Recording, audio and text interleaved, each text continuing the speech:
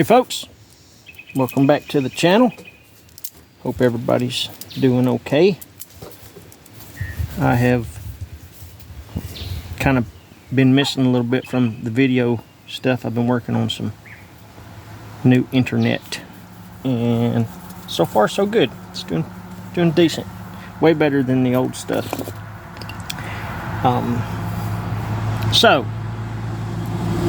what I have here is a little bit of new and a little bit of old, and I'm just gonna kind of cover the evolution of this pouch that I'm carrying right now. So I have done videos on this pouch. Sorry, the sun. It's the best I can do, guys. I'm sorry. Anyway, this pouch. I've carried this pouch for several months now, and I've been bouncing it between the knives of the month, whatever I'm using. I set these pouches up so they can jump between JRE sheaths easily. It's all the same way with them. It's a loop on the bottom and into the running ends of this piece. That one just goes around and the other one goes through the eye there on the sheath. And it'll get kind of saggy like when everything gets riding good. But it works well for me. The knife of the month this month, it's this guy, the LT Wright Gary Wines in 01 Scandi grind with green canvas micarta hardware. I'm sorry, scales and loveless bolts and brass tubes for hardware. Good 90-degree spine, as come to be expected on most all of your LTs. And I've done a video about forcing a patina on this exact knife that is between my Instagram, which is at Bushcraft Kelso, and the LT Wright pages.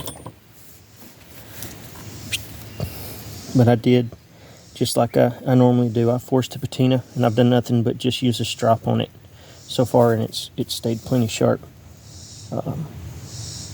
I added a glow nut and a high-vis lanyard just because that's how I like to do it.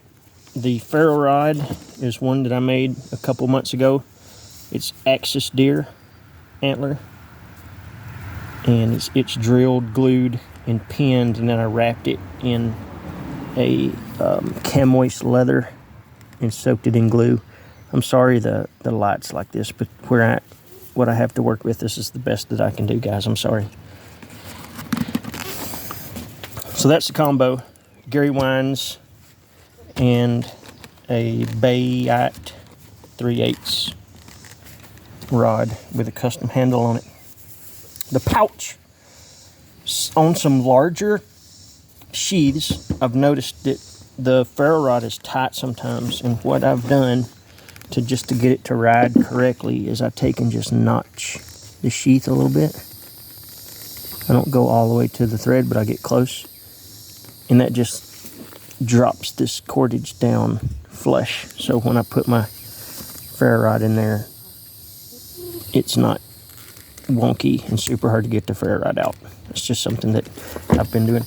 The pouch has 2 snaps on it, and I do drag it on stuff a lot, so they like to pop loose. And it's just some buckskin. I believe I got this buckskin at Blade Show 2 or 3 years ago. I think that's where I got it from. My wife had got me some for my birthday several years ago too. I'm not exactly sure which did it come out of, but it's taken on a pretty nice patina, kind of crusty. But I like it. It's cool. You can start to see some of the pieces are trying to wear on there, but the way it originally was made is just the 2 snaps, and that's all that I had on it. So I didn't like it doesn't do it now, but it would droop open real bad. So I end up putting a drawstring on it. And I just went through and poked holes. I used the 2 holes on the back where the leather comes through. And that's what I end up fishing everything through. I put a few holes in the front just to make them go through, and they both go through the same large, almost like a slot here on the front. And I put a little wooden toggle on it, and it's been working good in combination with the 2 snaps. So, but my contents have changed a little bit. Let me wet my whistle here.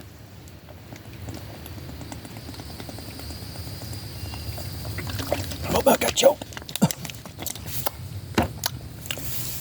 So, contents. Most all of my pouches have the same stuff. If it's a sheath pouch, it's going to have basically the same things in it. There may be a little different flavor of the item, but most of this stuff is going to be in my other pouches as well. And I'll just go through them as I pull out whatever I've got. All right. So this first thing is a piece of bike inner tube. And inside it, I have an awl that I've made. It's a full 5/32. It's one of the larger ones. It's forged right here behind me. I also keep inside of this, just keeps everything in one piece and keeps me from stabbing holes in my pouch with that.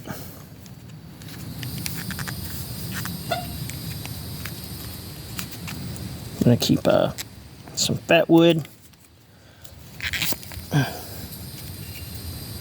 Good chunk of fat wood in there. And keep 2 tubes from Wazoo Survival Gear. One is just string, and the other I have taken and shoved large needles down in. So it'd be one I can use primarily for sewing if I needed, and one for fishing stuff. There's actually a needle in it too. A couple needles in there. And the tube I can use for ranger bands if I wish. Here is a little more heavy duty sewing kit, or just a wax braided cordage if I needed some.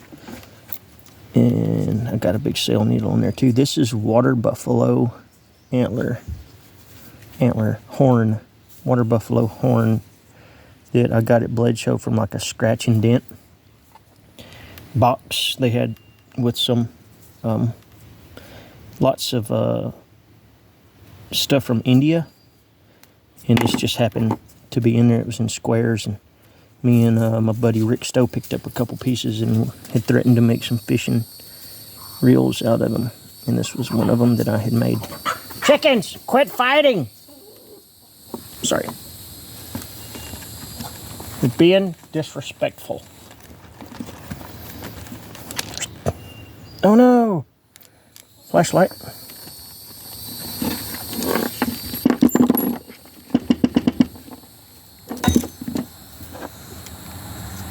Sorry.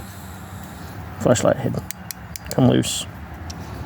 But what I like to do with my flashlights is I put my battery in upside down. So when I do get it together, oh no, what's wrong?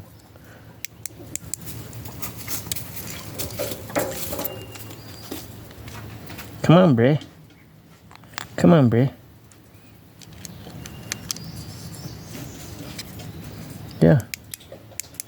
guess I had killed it. That was right the first time. Like that.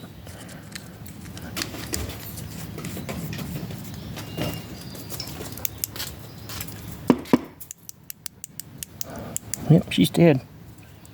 Anyway, dang flashlight's dead. But I have another one that lives on my multi-tool pouch, as well as one that lives in my pocket. So I keep a couple extra things anyway. I'll get the battery changed in that dude. I got a magnesium bar and a ferro rod here. Dumped a bunch of stuff out.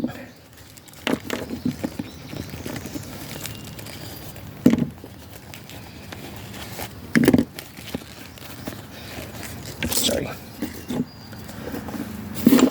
But yeah, this is just out of one with the handle on it. The glue's not very good most of the time that holds them together, so I just pulled it out. I have some bandages and tape just to keep them from getting soggy. Not so much the sterile part. I'll worry about that later if I need one of those. This is just Gorilla Tape that's been folded over onto itself a bunch of times. This is a 1000, I don't know if you can see it, 1000 grit diamond stone that I have the back is super shiny too, like it would not take much to use as a signal mirror. But I have a gig that I keep taped to the back side of that too, a metal gig. And I got a lighter, just a small bit that's got Gorilla Tape and some waxed hemp on there. The hemp is probably one of my favorite things, not for nefarious deeds, if I can find the end of it. But this stuff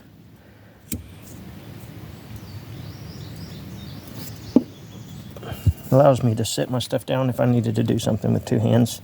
I like that. Or to be able to reach up in something. If I needed to get up under something, I could do it with this. I like keeping it on there. There's some more fishing line under this guy. Some braided fishing line under that.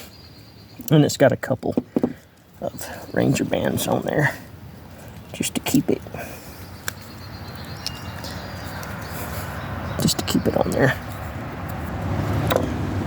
I got another magnesium rod. These things don't weigh anything. And there's a lot of potential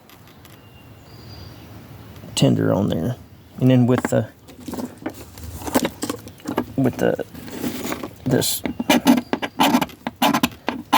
spine, you can process it really easy with a 90-degree spine on a LT Wright.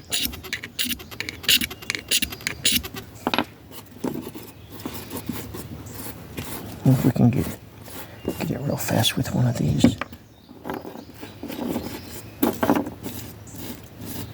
Setting everything on fire. Let's see if we can.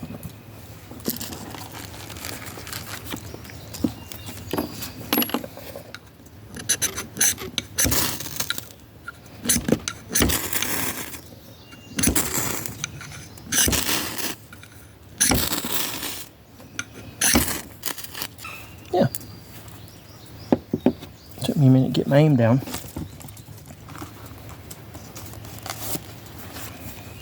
There's a little fat wood too. Anyway, I got sidetracked there. That black stuff is floating around. It didn't burn a bunch of that magnesium either. Anywho, sorry about that.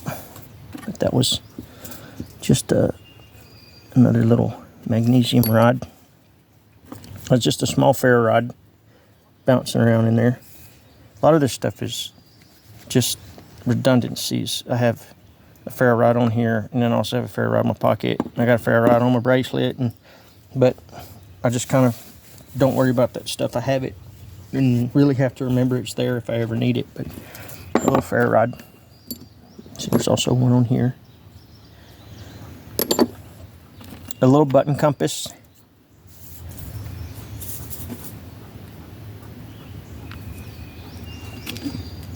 I got a couple hardware tubes from Wazoo Survival Gear.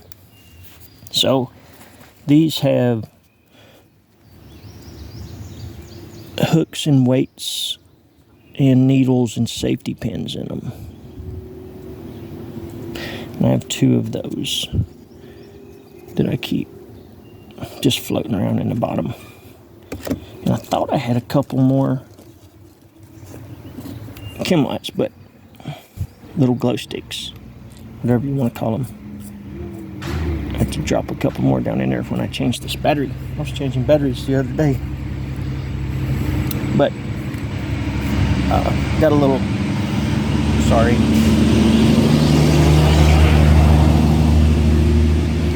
feed for chicken house.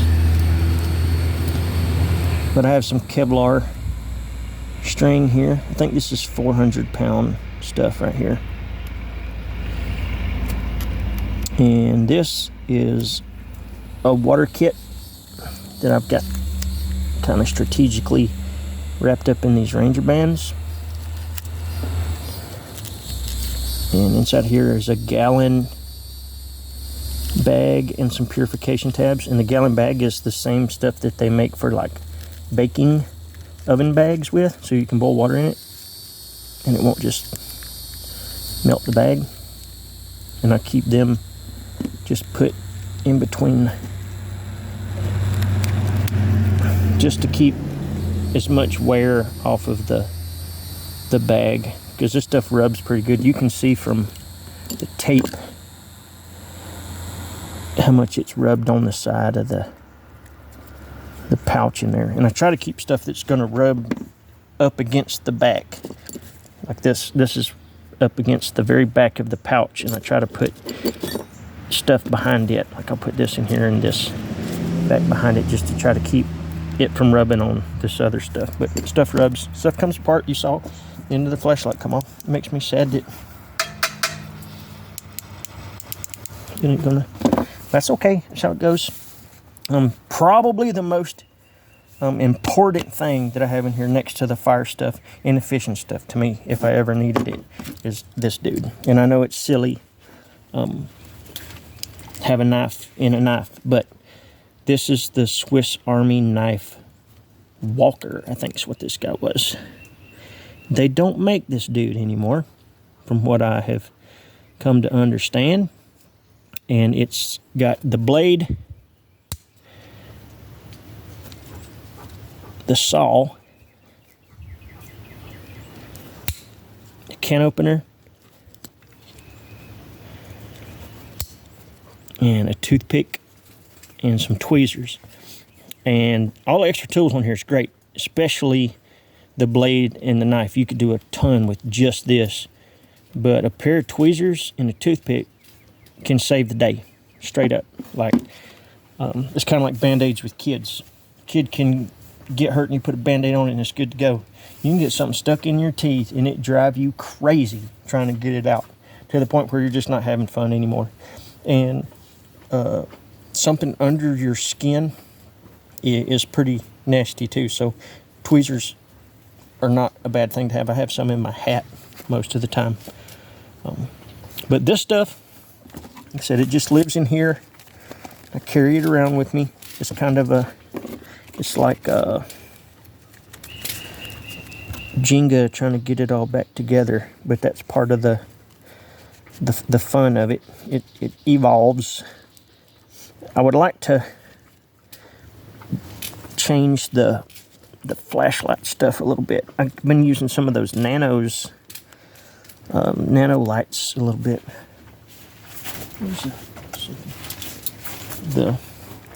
the nano lights in a bunch of my nick knife kits, and I've had good luck with those guys. But they take a different battery, and they're not quite as bright as that little dude that I had a while ago. But you have to just look around here and get everything back together. Put it back in there. And then these I'll start putting them in the back. You can see down in there, there's the leather pieces run from the bottom all the way up the back, but you get poking stuff around in there, getting it back where it's gonna go. And the little stuff I like to just drop straight down in the bottom. Normally I'm not worried about what the camera's looking like. Beep.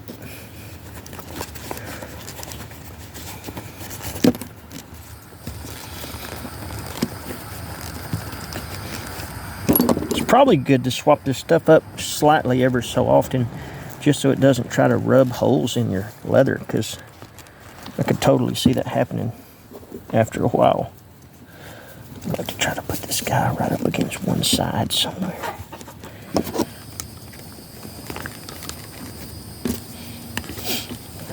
Back down there. The ladder.